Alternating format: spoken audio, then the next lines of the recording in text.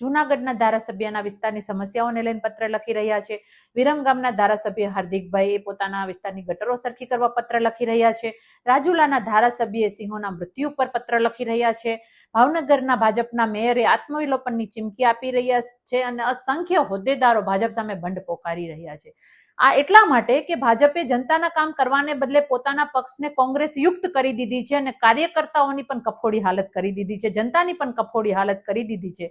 ત્યારે આ તકે મારે એટલું કહેવાનું છે જનતાને અને કર્મનિષ્ઠ કાર્યકર્તાઓને કે હવે ભાજપને ઘર ભેગી કરો, કારણ કે આ ભાજપ હવે ભાજપ નથી રહી, આ ડુપ્લિકેટ ભાજપ છે. કારણ કે આ ભાજપે આપણને આપ્યું શું તો કે ડુપ્લિકેટ નેતાઓ આપ્યા, ડુપ્લિકેટ દૂધ આપ્યું, ડુપ્લિકેટ મંડળીઓ આપી, ડુપ્લિકેટ ટોલ આપ્યા, ડુપ્લિકેટ રોડ આપ્યા, ડુપ્લિકેટ થી ભરેલું આ ભાજપે આપણને ક્યાંય પણ છોડ્યું નથી. અધૂરામાં પૂરું બાકી રહેતું હતું તો પંચાયતોની કચેરીઓ પણ ડુપ્લિકેટ આપી દીધી, અધિકારીઓ પણ ડુપ્લિકેટ આપી દીધા.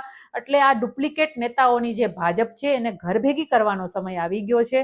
જનતાને મારે ખાસ કહેવું છે કે આવનારી સ્થાનિક સ્વરાજની જે ચૂંટણીઓ આવશે એમાં આ ભાજપને ઘર ભેગી કરી તમારો મતાધિકાર છે એની શક્તિ બતાવી અને આ ડુપ્લિકેટ ભાજપને ઘર ભેગી કરો. કારણ કે હવે આ કેશુબાપા પટેલની ભાજપ નથી, હવે આ અટલ બિહારી વાજપેયીની ભાજપ નથી, આ કોંગ્રેસ યુક્ત ડુપ્લિકેટ નેતાઓની જે ભાજપ છે ને એને ઘર ભેગી કરો.